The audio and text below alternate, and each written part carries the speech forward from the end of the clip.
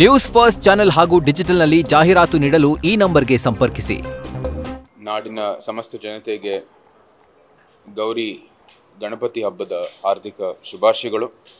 ನಮ್ಮ ಮಾಧ್ಯಮದ ಮಿತ್ರರಿಗೆ ಮತ್ತು ತಮ್ಮ ಮೂಲಕ ತಮ್ಮ ಎಲ್ಲ ವೀಕ್ಷಕರಿಗೆ ಈ ಗೌರಿ ಗಣಪತಿಯ ಶುಭಾಶಯಗಳನ್ನು ಸಲ್ಲಿಸುತ್ತಾ, ಇವತ್ತು ನಮಗೆ ನಿಜಕ್ಕೂ ಒಂದು ಉಪಮುಖ್ಯಮಂತ್ರಿಗಳು ನಿನ್ನೆ ಸಾಯಂಕಾಲ ಅಥವಾ ನಿನ್ನೆ ಮಧ್ಯಾಹ್ನ ಒಂದು ಪ್ರೆಸ್ ಮೀಟ್ನಲ್ಲಿ ಅತ್ಯಂತ ಒಂದು ಆಘಾತಕಾರಿ ಒಂದು ಹೇಳಿಕೆಯನ್ನು ಹೇಳಿರೋದು ನಮ್ಮ ಗಮನಕ್ಕೆ ಬಂದಿದೆ. ಚಾಮುಂಡಿ ಬೆಟ್ಟ ಇದು ಹಿಂದೂಗಳ ಆಸ್ತಿ ಅಲ್ಲ ಅಂತ ಅವರು ತಮ್ಮ ಪತ್ರಿಕಾಗೋಷ್ಠಿಯಲ್ಲಿ ಹೇಳಿರುವಂಥದ್ದು ತಮ್ಮೆಲ್ಲರ ಒಂದು ಮಾಧ್ಯಮದ ಮೂಲಕ ನಮಗೆ ಈ ಮಾಹಿತಿಯನ್ನು ಬಂದಿದೆ. ಈಗಾಗಲೇ ಅದು ಅತ್ಯಂತ ಒಂದು ಆಘಾತಕಾರಿ ಹೇಳಿಕೆ, ಹಾಸ್ಯಾಸ್ಪದ. ನಿಜಕ್ಕೂ ಒಂದು ಧಾರ್ಮಿಕ ಆಚರಣೆ ನಡೀತಾ ಇರುವಂಥ ಸಂದರ್ಭದಲ್ಲಿ, ತಾಯಿ ಗೌರಿಯನ್ನು ಆರಾಧಿಸುವಂಥ ಸಂದರ್ಭದಲ್ಲಿ, ವಿನಾಯಕ ಸ್ವಾಮಿ ಒಂದು ಆರಾಧಿಸುವಂಥ ಸಂದರ್ಭದಲ್ಲಿ ಎಲ್ಲ ಅಡಚಣೆಗಳನ್ನು ತೆಗಿಬೇಕಾಗಿರುವಂಥದ್ದು ಒಂದು ಪ್ರಾರ್ಥನೆ ಮಾಡೋ ಸಂದರ್ಭದಲ್ಲಿ ಇಂಥ ಒಂದು ಹಾಸ್ಯಾಸ್ಪದ ಹೇಳಿಕೆ, ಹಿಂದೂ ಭಾವನೆಗೆ ಧಕ್ಕೆ ಕೊಡುವಂಥದ್ದು ಒಂದು ಹೇಳಿಕೆ ಬಂದಿರೋದು ಮತ್ತು ಮೈಸೂರಿನ ನಿವಾಸಿಗಳಿಗೆ ಧಕ್ಕೆ ಕೊಡುವಂಥದ್ದು ಹೇಳಿಕೆ ಬಂದಿರೋದು ನಿಜಕ್ಕೂ ಖಂಡನೀಯ. ಚಾಮುಂಡಿ ಬೆಟ್ಟ ಋಷಿ ಮಾರ್ಕಂಡೇಯ ಸಾವಿರಾರು ವರ್ಷ ಹಿಂದೆ ಇಲ್ಲಿ ತಪಸ್ಸನ್ನು ಮಾಡಿ 2 ಒಂದು ವಿಗ್ರಹವನ್ನು ಕೆತ್ತಿರ್ತಕ್ಕಂಥದ್ದು ಉಲ್ಲೇಖಗಳಿದ್ದಾವೆ ನಮ್ಮ ಪುರಾಣದಲ್ಲಿ. ನಂತರ ನಮ್ಮದೇ ಆದಂಥ ದಾಖಲೆ ಆದಂಥ ಇತಿಹಾಸದಲ್ಲಿ ಸುಮಾರು 1000 ವರ್ಷಕ್ಕಿಂತ ಹೆಚ್ಚು ಇತಿಹಾಸ ಇದೆ. ನಮ್ಮ ಮಹಾಬಲೇಶ್ವರ ದೇವಸ್ಥಾನ ಇರ್ಬೋದು, ಚಾಮುಂಡಿ ತಾಯ ದೇವಸ್ಥಾನ ಇರ್ಬೋದು.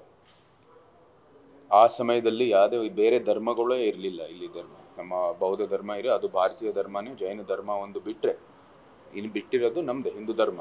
ಸೊ ಅದೇನು 3 ಧರ್ಮಗಳು ಬಿಟ್ಟರೆ, ಅಂದರೆ ಭಾರತದಲ್ಲೇ ಉದ್ಭವ ಆಗಿರ್ತಕ್ಕಂಥ ಧರ್ಮಗಳು ಬಿಟ್ಟರೆ ಇಲ್ಲಿ ಯಾವುದೇ ಧರ್ಮ ಇರಲಿಲ್ಲ. ಸೊ ಇವರು ತಮ್ಮ ಭಾರತೀಯ ಒಂದು ಧರ್ಮದ ಒಂದು ಬಹುತ್ವದ ಏನು ತತ್ವ ಇದೆ ಅದನ್ನು ದುರ್ಬಳಕೆ ಮಾಡಿಕೊಂಡು ಇದು ಯಾವುದೇ ಒಂದು ಧರ್ಮಕ್ಕೆ ಸೇರಿರಲ್ಲ ಅಂತ ಹೇಳಿರುವಂಥದ್ದು. ಹೌದು, ಎಲ್ಲರಿಗೂ ಪ್ರವೇಶ ಇದೆ, ಅದು ಧಾರ್ಮಿಕ ಭಾವನೆ, ಅದು ಧಾರ್ಮಿಕ ಒಂದು ಬಹುತ್ವದ ಒಂದು ಭಾವನೆ, ಅದು ಅದಕ್ಕಾಗಿ ಎಲ್ಲರಿಗೂ ಪ್ರವೇಶ ಇದೆ. ಎಲ್ಲರಿಗೂ ಪ್ರವೇಶ ಇರೋ ಕಾರಣಕ್ಕಾಗಿ ಇದು ಒಂದು ಆಧುನಿಕ ಸಂವಿಧಾನ ಅಥವಾ ಆಧುನಿಕ ಸಂವಿಧಾನದ ಜಾತ್ಯತೀತ ಚೌಕಟ್ಟನ್ನು ಅದ್ರ ಮೇಲೆ ನೀವು ಹಾಕೋ ಅವಶ್ಯಕತೆ ಇಲ್ಲ.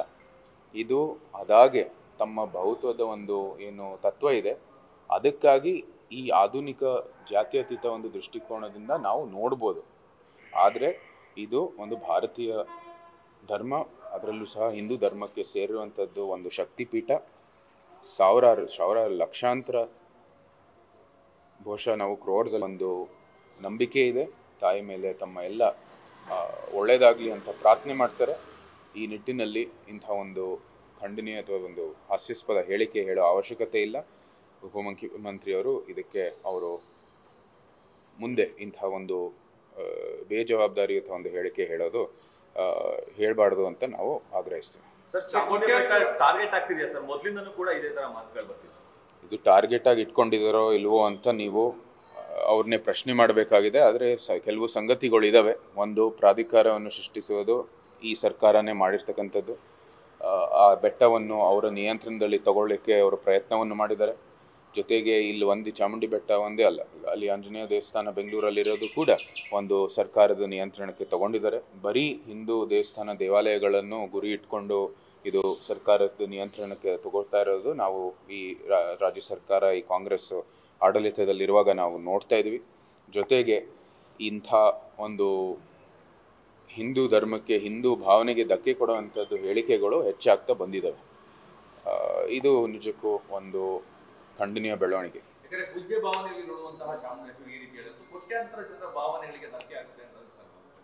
ಸತ್ಯ. ಅದಕ್ಕಾಗಿ ನಾವು ಕೂಡ ನಿಮ್ಮ ಮುಂದೆ ಒಂದು ಬೆಳಗ್ಗೆ ಎಲ್ಲ ಪೂಜೆ ನಡೀತಾ ಇರುವಂಥದ್ದು ಅರಮನೆಯಲ್ಲಿ, ಅದು ಬಿಟ್ಟು ಬಂದು ನಿಮಗೆ ಇಂಥ ಒಂದು ಧರ್ಮದಕ್ಕೆ ಒಂದು ಧಕ್ಕೆ ಕೊಡುವಂಥದ್ದು ಹೇಳಿಕೆಗಳು ಅತ್ಯಂತ ಖಂಡನೀಯ. ಮತ್ತು ನಾವು ಇರೋ ಚೌಕಟ್ಟಿನಲ್ಲಿ ಇದ್ರ ಬಗ್ಗೆ ಕ್ರಮ ತಗೋಬೇಕಾಗಿದೆ, ನಮ್ಮ ವಿರೋಧವನ್ನು ವ್ಯಕ್ತಪಡಿಸಬೇಕಾಗಿದೆ, ನಮ್ಮ ಆಕ್ರೋಶವನ್ನು ವ್ಯಕ್ತಪಡಿಸಬೇಕಾಗಿ ನಿಮ್ಮ ಮುಂದೆ ನಿಂತಿದ್ದೀವಿ. ಇಂಥ ಖಂಡನೀಯ ಹೇಳಿಕೆಗಳು ನಿಜಕ್ಕೂ ನಾವು ಒಪ್ಪುವುದಿಲ್ಲ.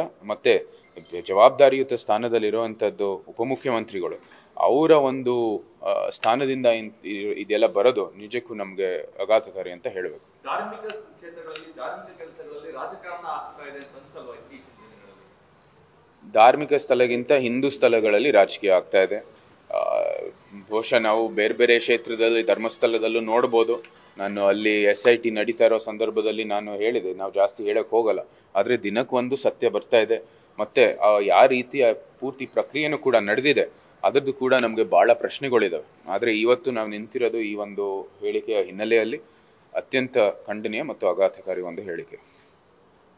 ಸರ್, DKC ಅವರ ಹೇಳಿಕೆಯಿಂದ ಓಲೈಕೆ ರಾಜಕಾರಣ ಇದೆ ಅನ್ನಿಸ್ತಾರೆ. ಹಿಂದೆ ಅವರು ಅಧಿವೇಶನದಲ್ಲಿ ನಮ್ಮ RSS ಗೀತೆಯನ್ನು ಒಂದು ಅಲ್ಲಿ ವ್ಯಕ್ತಪಡಿಸಿರೋ ಸಂದರ್ಭದಲ್ಲಿ ಅವರು ಹೇಳಿರೋದು ನಮ್ಮ RSS ಏನು ತತ್ವಗಳು ಅವರ ಪದ್ಧತಿಗಳು ನಮಗೆ ಒಂದು ಕಾಳಜಿ ಅಥವಾ ಒಂದು ಅದ್ರ ಬಗ್ಗೆ ಒಂದು ಜಾಗೃತಿ ಇದೆ ಅಂತ ಹೇಳಿದ್ದಾರೆ.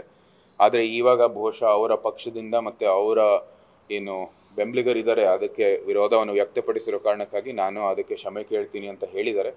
ಅದನ್ನು ಬಹುಶಃ ಒಂದು ಸಮತೋಲನ ತರಲಿಕ್ಕೆ ಇಂಥ ಒಂದು ಹಾಸ್ಯಾಸ್ಪದ ಹೇಳಿಕೆ ಹೇಳಿ ತಮ್ಮ ಪಕ್ಷದ ಸಿದ್ಧಾಂತ ಮೇರೆಗೆ ಒಂದು ಹಿಂದೂ ಭಾವನೆಗೆ ಧಕ್ಕೆ ಕೊಡುವಂಥದ್ದು ಕೆಲಸವನ್ನು ಮಾಡ್ತಾ ಇದ್ದಾರೆ ಬಹುಶಃ. ಆದರೆ ಅದು ನೀವು ಅವ್ರನ್ನೇ ಪ್ರಶ್ನೆ ಮಾಡಬೇಕಾಗಿದೆ.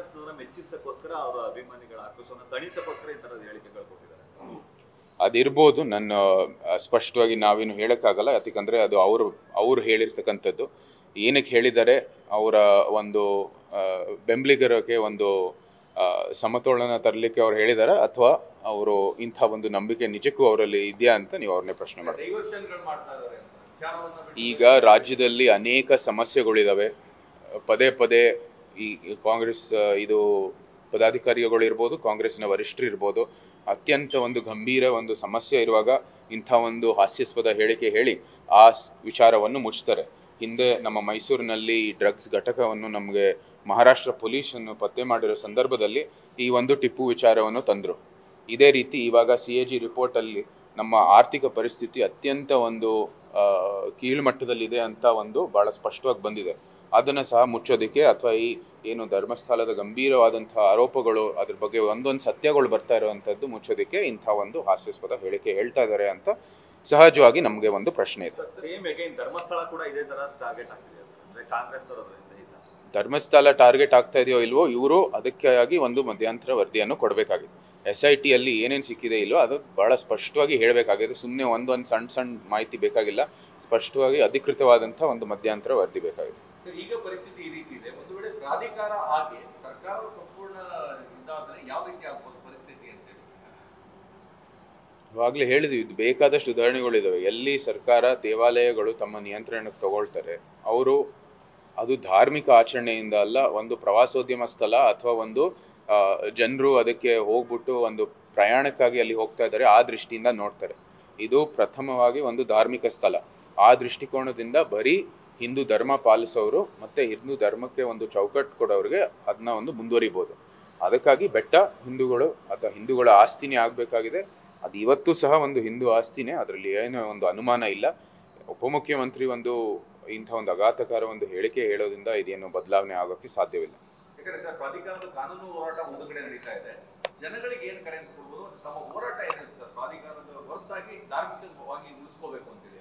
ಧರ್ಮ ಉಳಿಸೋದ್ರಲ್ಲಿ ಏನು ಅನುಮಾನ ಬೇಡ, ನಾವು ಯಾವತ್ತೂ ಸಹ ಅದರ ಕಡೆನೇ ನಿಂತಿರೋದು. ಈ ಒಂದು ಪ್ರಕರಣ ಇರ್ಬೋದು, ಅನೇಕ ಒಂದು ಏನು ನಮಗೆ ಹಿಂದೂ ಭಾವನೆಗೆ ಧಕ್ಕೆ ಕೊಡುವಂಥ ದೃಷ್ಟಿಯಲ್ಲಿ ಮಾಡಿರುವಂಥದ್ದು ಏನೇನು ಈ ಕಾಂಗ್ರೆಸ್ ಸರ್ಕಾರ, ಅದರ ವಿರೋಧವಾಗಿ ನಾವು ಯಾವತ್ತೂ ಸಹ ಕೆಲಸವನ್ನು ಮಾಡ್ತೀವಿ. ಮತ್ತು ಹಿಂದೂ ಧಾರ್ಮಿಕ ಚೌಕಟ್ಟಿನ ರಕ್ಷಣೆಗಾಗಿ ನಾವು ಯಾವತ್ತೂ ಸಹ ನಿಂತಿದ್ದೀವಿ. ಆದರೆ ಇದಾಗ್ತಾ ಇರೋದು ಭಾರತೀಯ ಒಂದು ಬಹುತ್ವದ ತತ್ವ ದೃಷ್ಟಿಕೋನದಿಂದ. ಯಾವತ್ತೂ ಸಹ ಒಂದು ಪ್ಲೂರಲಿಸ್ಟಿಕ್ ಸಮಾಜ ನಮ್ಮ ಭಾರತ, ಎಲ್ಲ ಧರ್ಮಗಳನ್ನು ಒಪ್ಕೊಳ್ಳೋದು. ಆದರೆ ಯಾವುದೇ ಒಂದು ಧರ್ಮ ಬೇರೆ ಧರ್ಮಗಳು ಸರಿ ಇಲ್ಲ, ಬರೀ ನಮ್ಮದೇ ಸರಿ ಇದೆ ಅಂತ ಹೇಳುವಾಗ ನಾವು ಅದಕ್ಕೆ ವಿರೋಧವಾಗಿ ಯಾವತ್ತೂ ವ್ಯಕ್ತಪಡಿಸ್ತೀವಿ. ಪದೇ ಪದೇ ಹಿಂದೂ ಭಾವನೆಗೆ ಧಕ್ಕೆ ಕೊಡದೇನೆ ತಾವು ಮುಂದುವರಿರಿ. ಇಲ್ಲಿ ರಾಜ್ಯದಲ್ಲಿ ಅನೇಕ ಸಮಸ್ಯೆಗಳಿದ್ದಾವೆ. ತಮ್ಮ ಈ ಆಘಾತಕಾರ ಹೇಳಿಕೆ ಹೇಳೋ ಮೂಲಕ ಅದನ್ನ ನೀವು ಮುಚ್ಚಕ್ಕೆ ಹೋಗ್ತಾ ಇದ್ರೆ ಅದು ಖಂಡಿತ ಆಗಲ್ಲ. ನಾವು ಅದ್ರ ಮೇಲೂ ಗಮನ ಇಟ್ಕೋತೀವಿ, ಇದಕ್ಕೂ ಕೂಡ ವಿರೋಧವನ್ನು ವ್ಯಕ್ತಪಡಿಸ್ತೀವಿ. ಇದು ತಮ್ಮ ಭವಿಷ್ಯಕ್ಕಾಗಿ ಒಳ್ಳೇದಾಗಲ್ಲ. ಮತ್ತು ನಾವು ಕೂಡ ನಮ್ಮ ಹೋರಾಟವನ್ನು ಇನ್ನೂ ಗಂಭೀರವಾಗಿ ಇದ್ರ ಬಗ್ಗೆ ತಗೋತೀವಿ. ಮತ್ತು ನಂತರ ಕೂಡ ಇದ್ರ ಬಗ್ಗೆ ಸೂಕ್ತವಾದಂಥ ಕ್ರಮ ಎಲ್ಲೆಲ್ಲಿ ನಾವು ತಗೋಬೇಕು ಅದನ್ನ ತಗೋತೀವಿ. ನ್ಯೂಸ್ ಫಸ್ಟ್ ನಿರ್ಭೀತಿಯಿಂದ ನಿಮ್ಮ ಪರವಾಗಿ.